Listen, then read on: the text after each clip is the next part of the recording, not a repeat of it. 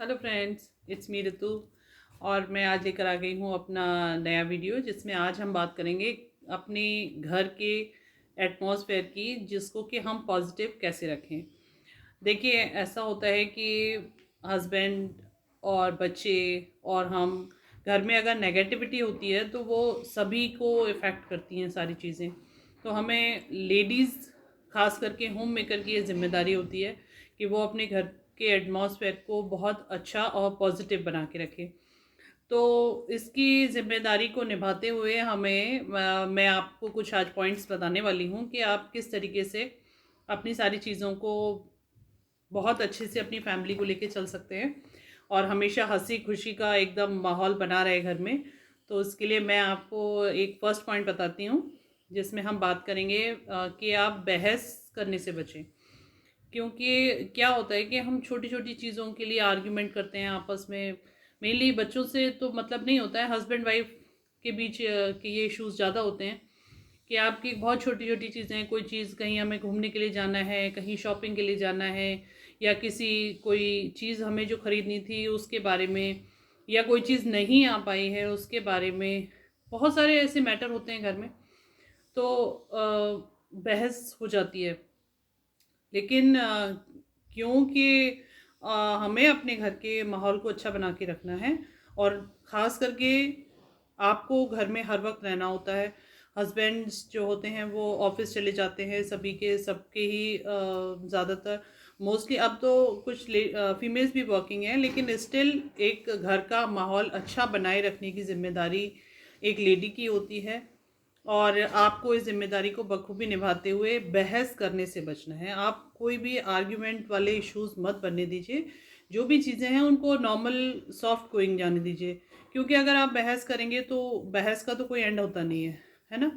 तो आपको हर चीज़, कुछ चीज़ों को बिल्कुल लेट इट गो करना चाहिए कि हाँ चलो ठीक है, इट्स ओके, फिर हो जाएगा, या फिर चले जाएंगे, या हम फिर से बाद का प्रोग्राम आप बना के उस चीज़ को फॉलो कर सकते हैं। तो आपको इस चीज़ आर्ग्यूमेंट्स जैसी जो बातें होती हैं बहस में, वो चीज़ें नहीं होनी चाहिए। और फ्रेंड्स, मेरा सेकंड पॉइंट ये है कि आप उन हस्बैंड्स के घर आते ही अपनी समस्याओं का पिटारा लेके ना बैठ जाएं।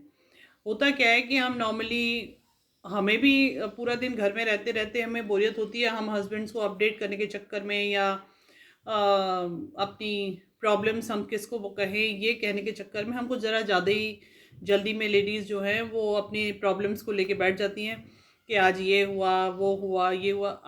आपको नहीं पता है कि वो बाहर से आ रहे हैं और उनके साथ क्या प्रॉब्लम थी दिन में। हो सकता है उनका मूड ठीक ना हो सकता है कि वो थक गए हों, हो सकता है कि बहुत सारी चीज़ें आप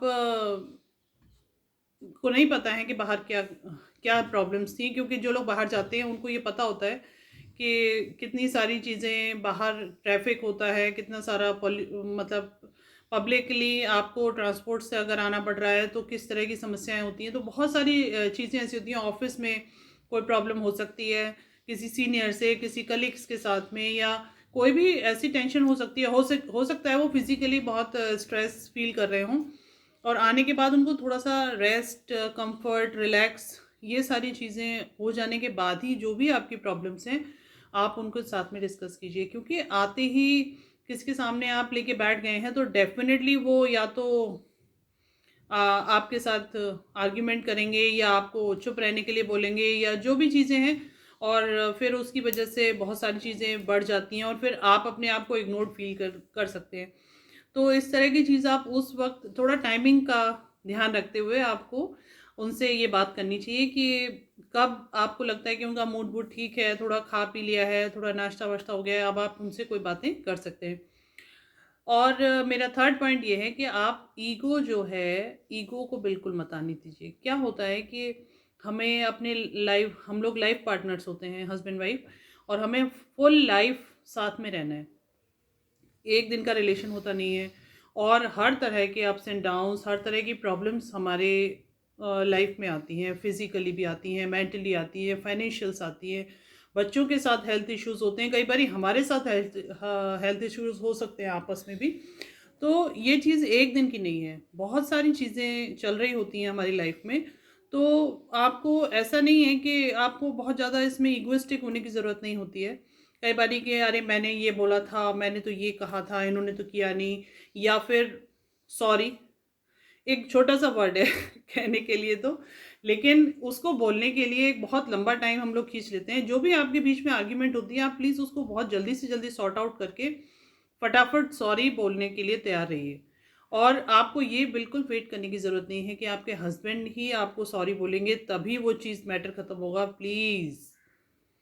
अब मैं अगर हस्बैंड्स देख रहे हैं तो मैं उनको भी ये बोलूँगी, और अगर वाइफ्स देख रही हैं ये वीडियो तो मैं उनको भी ये बोलूँगी, अपने घर में फटाफट सॉरी बोलने का ऑप्शन रेडी रखिए। जो भी प्रॉब्लम्स होती हैं, आप सॉरी बोलिए और उसको सॉर्ट आउट कर दीजिए। क्योंकि आप जितना लेंदी रिलेशन, ये इस तरह की चीज़ नहीं है, हमें हर दिन में 50 बार एक दूसरे को कोई ना कोई बात बोलनी होती है। और आजकल न्यूक्लियर फैमिलीज़ हैं, सब लोग ज़्यादातर हस्बैंड वाइफ और बच्चे ही घर में रहते हैं। तो नॉर्मली इस तरह की जो प्रॉब्लम्स होती हैं उनमें ये बहुत आता है कि आप लंबा खींचते हैं, 8 दिन 10 दिन, तो ये चीज़ें अननेसेसरी, आप उसमें अपना टाइम भी वेस्ट कर रहे हैं, अपना मूड भी ख़राब रख रहे हैं। ज़रूरत क्या है उस चीज़ की? आप जो भी है हो गया, ठीक है, इट्स ओके, फाइन, आगे आप उनको तो आपको बहुत फटाफट से सॉरी बोलना है और अपने मैटर को सॉर्ट आउट करना है और अपनी फैमिली के एटमॉस्फेयर को बहुत अच्छा बना के रखना है। तो as a good homemaker ये आपकी ज़िम्मेदारी भी बनती है। और उसके बाद हम जो नेक्स्ट पॉइंट है, थर्ड पॉइंट में हम बात करने वाले हैं आपके साथ में, वो है रेस्पेक्ट। देखिए, अगर आप अपनी और आप चाहते हैं कि आपकी रिस्पेक्ट हो, हस्बैंड भी चाहते हैं कि उनकी भी रिस्पेक्ट हो, भाई मैं घर आया हूँ, मैं वर्किंग हूँ, मैं कमा के ला रहा हूँ पैसे, तो इसमें, और आप वर्किंग हैं, आप नॉट वर्किंग हैं या वर्किंग हैं, जो भी है इश्यूज़, आजकल तो लेडीज़ भी वर्किंग ही हैं मोस्टली। तो आप इस चीज़ को तो बिल्कुल छोड़ दीजिए कि आप कभी भी लूज़ टॉक्स नहीं करनी चाहिए। क्योंकि क्या होता है कि हमें लाइफ लॉन्ग साथ में रहना है। बहुत फ्रेंडली हैं ऐसा सोच के आप उनसे कुछ भी कह दें, आपको भी अच्छा नहीं लगेगा। अगर कोई आपसे कुछ कहेगा तो फिर डेफ़िनेटली सामने वाले को भी नहीं अच्छा लगता है। तो आप अगर जो भी बात करेंगे तो फिर ऐसा नहीं होना चाहिए कि सामने वाले को हर्ट हो जाए। क्योंकि जब आप बोलते हैं तो कई बारी झगड़ा वगैरह या कोई बहस हो जाती है तो और नॉन स्टॉप बोलते ही चले जाते हैं। हम लोग कई बारी सोचते नहीं हैं कि क्या बोलना है, और उस चक्कर में कुछ चीज़ें बहुत गलत हो जाती हैं, कुछ हम गलत बोल देते हैं। तो हमें इस चीज़ का हमेशा ध्यान रखना है कि सामने वाले को हर्ट नहीं होना चाहिए। ये आइदर आप हस्बैंड हैं या वाइफ जो भी हैं, ये आपको दोनों को ही इस चीज़ का फॉलो करना चाहिए। और मेरा जो नेक्स्ट पॉइंट है कि हमेशा आप संयम से काम लीजिए, मीन्स टू काम डाउन, कि कभी भी आपको किसी चीज़ के लिए हाइपर नहीं होना चाहिए। तो आपको हमेशा इस चीज़ का ध्यान रखना है कि बिल्कुल कूल काम, क्योंकि फैमिली में शाउटिंग और या इस तरह का जो झगड़े वगड़े का जो एटमॉस्फेयर होता है वो बिल्कुल भी अच्छा नहीं होता है। इन सारी चीज़ों का इफ़ेक्ट हमारे बच्चों पे बहुत ज़्यादा आता है और वो उसकी वजह से बहुत ज़्यादा डिसअपॉइंट हो जाते हैं। कई बारी बच्चे पढ़ाई वगैरह से भी डिस्ट्रैक्ट हो जाते हैं। तो हमें इन चीज़ों का भी थोड़ा-सा ध्यान रखना है कि एक अच्छा हेल्दी एटमॉस्फेयर बच्चों को मिले, जिससे कि वो एक हेल्दी एटमॉस्फेयर में ग्रो होते हैं तो वो हैप्पी चाइल्ड होते हैं और आगे चल के वो खुद भी इन्हीं चीज़ों को पसंद करते हैं और ऐसा ही फॉलो भी करते हैं। तो हमें उनको भी एक अच्छा ग्रोन अप देना है, तो इसके लिए हमें ये ख़ास करके होम मेकर की ही ज़िम्मेदारी होती है। कभी भी आपने सुना है कि अरे इसके पापा ने इसको कुछ नहीं सिखाया? जो भी बातें होती हैं वो सारी चीज़ें आती हैं मदर्स के लिए कि आप इसकी माँ ने इसको कुछ नहीं सिखाया। ये सुना होगा आपने डायलॉग कि हमेशा ही ये होता है, आइदर गर्ल और बॉय जो भी होता है, कि आपको एक अच्छा एटमॉस्फेयर उनको देना है, बहुत अच्छी चीज़ें उनको सिखानी है। उसके लिए आपको एक बहुत अच्छा एटमॉस्फेयर घर में बना के भी रखना होता है। तो ये सारा चीज़ें तो हमारे लिए ही बहुत ज़रूरी है कि हम इस चीज़ का ध्यान रखें। बेशक ये कहते हैं कि कह सकते हैं कि अरे हस्बैंड्स को भी तो देखना होता है। बेशक, बिल्कुल उनकी भी ज़िम्मेदारी है, लेकिन आपकी ज़्यादा ज़िम्मेदारी है क्योंकि बच्चे आपकी रिस्पॉन्सिबिलिटी हैं और बच्चे मदर के साथ ही रहते हैं जुड़े हुए। घर में एक अच्छा एटमॉस्फेयर रहता है तो बच्चे उसमें जब ग्रो करते हैं तो वो डेफ़िनेटली कुछ अच्छा करके ही दिखाते हैं। तो आपको बहुत ही कूल, काम और कूल माइंड से सारी चीज़ें सोचनी हैं, बोलनी हैं और सारी चीज़ों को संभालना है। नेक्स्ट है मेरा कि एक पॉजिटिविटी आपके अंदर रहनी चाहिए, कभी भी आपको कोई नेगेटिव थॉट्स नहीं रखने चाहिए। मैंने इस पे एक वीडियो पहले भी बनाया है कि हाउ टू बी पॉजिटिव, तो आप उस पर भी जाके देख सकते हैं कि आप अपने आप को बिल्कुल पॉजिटिव रखिए, अपने थॉट्स को बिल्कुल पॉजिटिव रखिए। कई बारी कि अरे ये तो हो ही नहीं रहा है, पता नहीं कैसे होगा, क्या होगा, फ्यूचर को लेके बहुत सारी टेंशन्स आपके दिमाग में रहती हैं। ऐसी चीज़ों को देखिए, क्या है कि हमें फ्यूचर किसी ने देखा नहीं है, ठीक है ना? ये मैं मानती हूँ कि हमें फ्यूचर के लिए ही सारी प्लानिंग करनी होती है, लेकिन फिर भी उसको इतना ज़्यादा पैनिक बना लेना अपने लिए कि आप सिर्फ फ्यूचर की चिंता करते रहें और उसके चक्कर में आज की जो आपकी फैमिली है या लाइफ है वो आप बिल्कुल एंजॉय नहीं कर पाएँ, इस चीज़ को आपको छोड़ना पड़ेगा। और आपको थोड़ा-सा अपने फ्यूचर को सोचते हुए आप अपने प्रेज़ेंट को पहले अच्छा बनाइए। आप इसमें लिव करिए और आपको अपने बच्चों को एक अच्छा प्रेजेंट भी देना है। सिर्फ एक फ्यूचर की ही चिंता नहीं करनी है कि हमें उनको ऐसा फ्यूचर देना है या हमारा फ्यूचर क्या होगा। अगर आपने अपने प्रेजेंट को अच्छा बनाया है तो डेफिनेटली फ्यूचर भी अच्छा होगा।